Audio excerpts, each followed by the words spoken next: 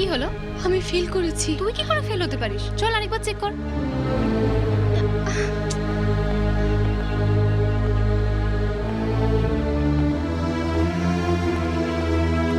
Hello, কি হলো? Fail করেছো? তুমি এটা কি জানো? তুমি পাশ করেছিলে, আমি তোমায় ফেল করিয়েছি। এক্সামে ফেল করলে শুধু একটা বছর নষ্ট হয়, কিন্তু ভালোবাসায় ফেল করলে পুরো জীবনটাই নষ্ট হয়ে যায়। তুমি যেন এটা অনুভব করতে পারো, তাই আমি টাকা দিয়ে তোমাকে ফেল করিয়েছি। রাগে কেন তাকাচ্ছ?